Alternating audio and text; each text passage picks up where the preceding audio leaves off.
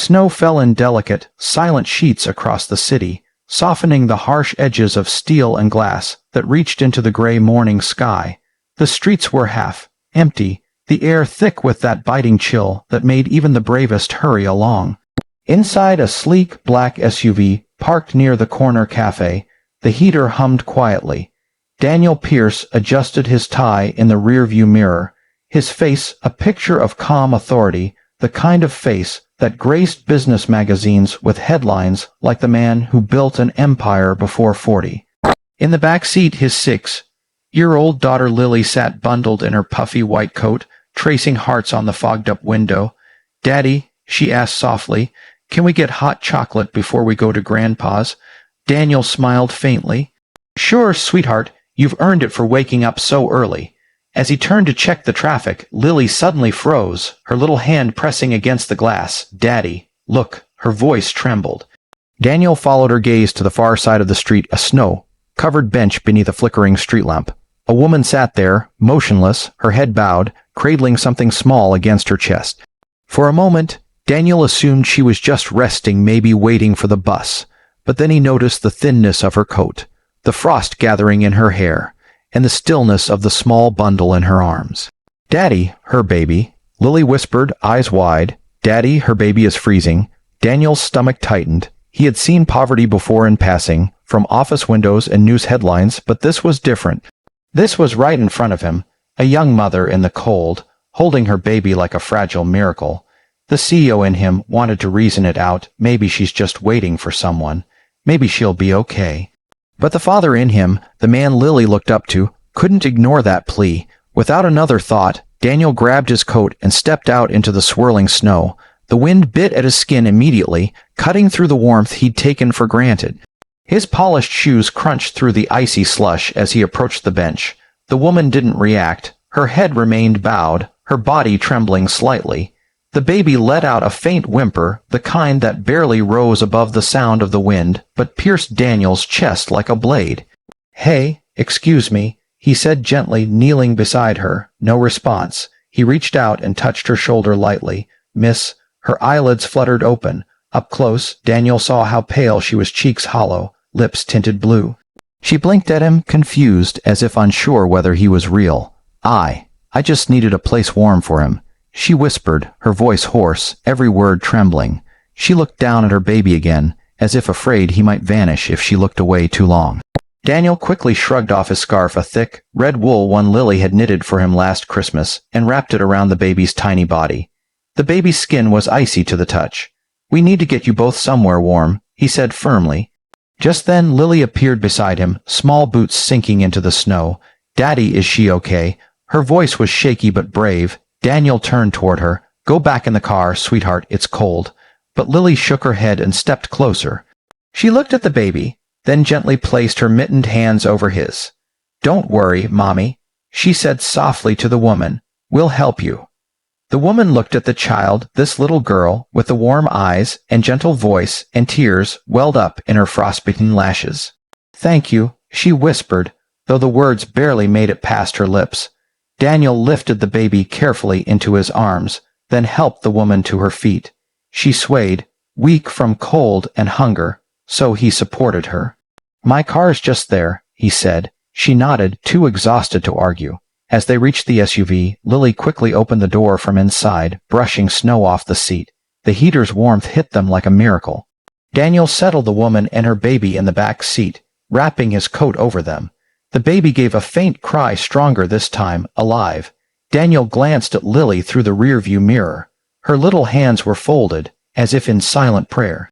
He reached over and gave her hand a squeeze. She looked up, eyes glistening. "Daddy," she said, her voice full of relief. "We saved them, right?" Daniel's throat tightened. "We're going to," he promised quietly.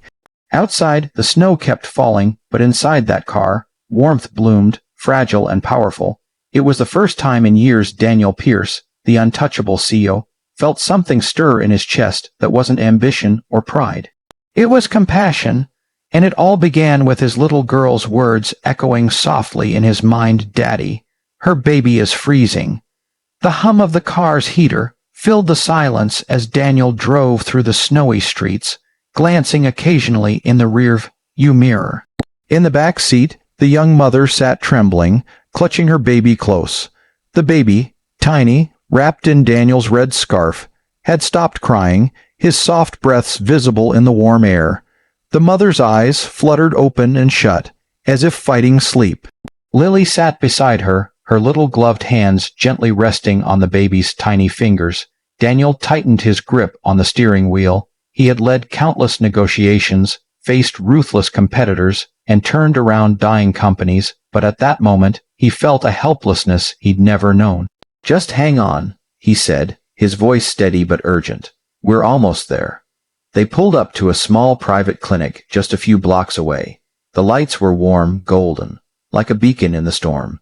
Daniel jumped out, rushing around to open the door. "Can you walk?" he asked. The woman hesitated, trying to nod, but her legs gave way. Without thinking, Daniel scooped her into his arms, careful not to jostle the baby. She was so light it startled him. She weighed less than the briefcases he carried to board meetings. Lily followed close behind, clutching her stuffed bunny, watching her father's every move with wide eyes. The clinic's doors slid open, and warmth enveloped them. A nurse looked up from the reception desk, startled. "Sir, what happened? She's freezing. The baby, too. Please, they need help." Daniel's voice was sharp with command, the same tone he used when deals were on the line, but this time it carried worry instead of authority. The staff sprang into action. Within moments, the mother and baby were taken into an examination room. Lily waited beside Daniel in the hallway, her small boots dripping melted snow onto the tile floor. Her blue eyes looked up at him, searching. "Daddy, are they going to be okay?" Daniel crouched beside her, brushing a strand of hair from her face. "The doctors are going to help them, sweetheart. You did the right thing telling me." Lily leaned against him, her little voice trembling. "I just saw the baby's face. It looked so cold, like he was sleeping forever." Daniel felt her words slice through him.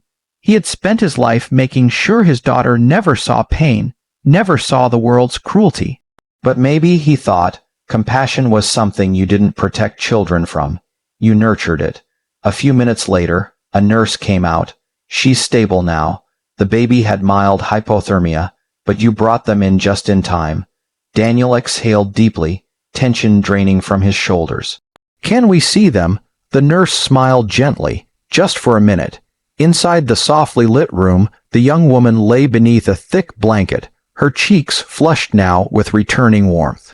The baby slept peacefully in a small hospital crib beside her, the red scarf still around him like a ribbon of hope. When she saw Daniel and Lily, she tried to sit up.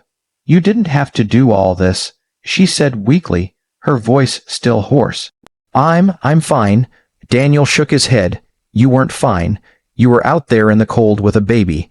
No one should have to survive like that." Lily stepped closer, holding out a cup of hot cocoa from the vending machine. "Here, Mommy," she said, smiling shyly. "It's really good. Daddy says cocoa fixes everything." The woman gave a soft, surprised laugh, the first sound of joy that had crossed her lips in what felt like forever. "Thank you," she whispered, taking the cup with trembling hands. "You have a kind heart, sweetheart." "What's your name?" Lily asked curiously. "Emily," the woman said softly, "and this little one's Noah." She looked over at the crib and smiled tenderly, tears glistening in her eyes. Daniel found himself smiling too. "Emily and Noah," he repeated. "That's a strong name." Emily looked down, her voice breaking. "I didn't know where else to go. The shelter was full, and I couldn't stand hearing him cry from the cold anymore." She looked up at Daniel then, guilt and gratitude mixed in her eyes. "You didn't even know us, and you stopped." Daniel's throat tightened. He didn't have an answer that made sense. He just looked at Lily, sitting by the crib and gently rocking it, her tiny hand brushing baby Noah's. "Sometimes," he said quietly, "the smallest hearts see what we adults forget to notice." The room fell into a calm silence, broken only by the faint hum of machines and the rhythmic breathing of the baby. Snow continued to fall outside, but inside, warmth filled every corner. Before leaving, Daniel pulled the red scarf gently from around Noah, folded it, and placed it beside Emily's hand. "Keep it," he said. It's a reminder that you're not alone anymore." Emily smiled faintly, eyes glistening. "It's the warmest thing anyone's ever given me." As Daniel led Lily out into the softly falling snow, his daughter reached up and took his hand. "Daddy," she said quietly, "you always say heroes are strong and rich, but I think heroes are just people who stop to help." Daniel looked down at her, his heart swelling with pride. For the first time in a long while, he realized his daughter wasn't just learning from him, she was teaching him too. Days that followed passed slowly, each one warmer than the last, not because the winter chill had vanished, but because something gentle had begun to thaw in Daniel's heart. After the hospital released Emily and baby Noah, Daniel insisted they stay in his guest house until they could get back on their feet. Emily tried to refuse at first. "You've already done too much," she said, her eyes lowered. But Daniel's tone left no room for argument. "You're not a burden, Emily. You're a guest, and you're safe here." The guest house was cozy, tucked behind Daniel's main home, with soft yellow walls and a fireplace that crackled each night. Lily adored having company. She spent every free moment playing with Noah, who was now healthy and smiling, bundled in the same red scarf that had saved him days earlier. Daniel often found the two of them sitting on the rug, Lily showing her favorite storybooks, while Emily watched with a tired but peaceful smile. One evening, Daniel returned home from work earlier than usual. Snow fell lightly outside, blanketing the garden in shimmering white. He paused at the doorway of the guest house, listening. Inside, laughter spilled out, Lily's sweet giggle mixed with Emily's warm voice. It was the kind of sound Daniel hadn't heard in years, not since before Lily's mother passed away.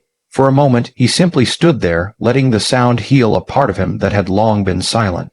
When he finally stepped inside, the scene before him made him stop in his tracks.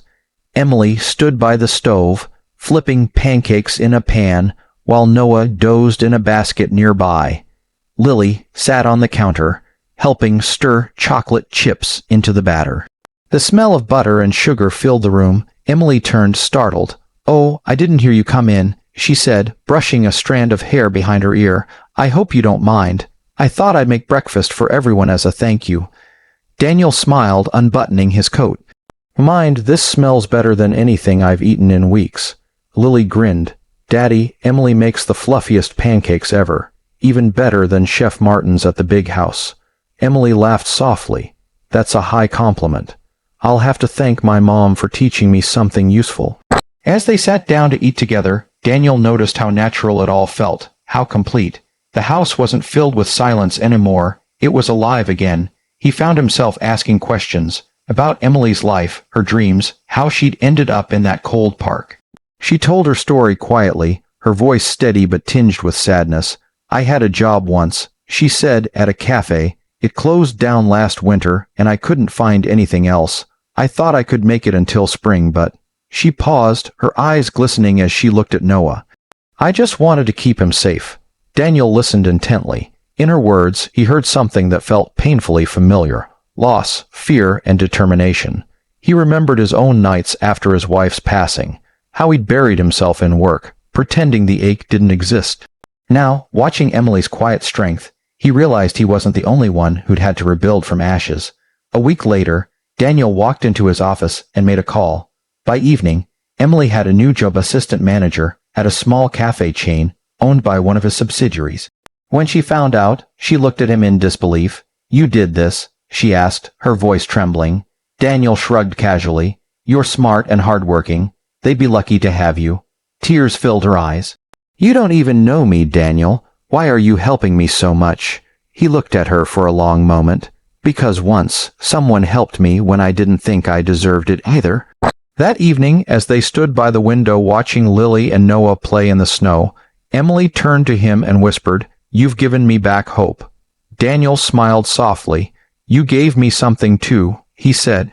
"You reminded me what truly matters." Spring arrived slowly, melting away the last traces of winter.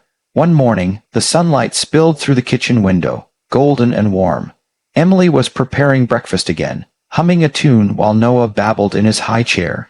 Lily sat drawing at the table, occasionally showing her father her masterpiece, a picture of 4 figures holding hands beneath a bright red scarf. "Look, Daddy," she said proudly, "it's us. You, me, Emily, and baby Noah." Daniel felt his throat tighten as he looked at the drawing. In her innocent way, Lily had captured what words couldn't. How one act of kindness had built a family where there once was none. Later that evening, as the sun set behind the city skyline, Daniel found Emily standing outside, watching Lily and Noah chase bubbles in the garden. "It's funny," she said quietly, her voice full of wonder. "A few weeks ago, I didn't even know if we'd survive the night, and now, Daniel finished for her, smiling, "You're home." Snow no longer fell. The cold was gone, but the memory of that night, the night his daughter's small voice cried, "Daddy, her baby is freezing," stayed with Daniel forever. Because from that moment on, the man who had once only known success learned the meaning of something far greater: compassion, love, and the warmth of second chances.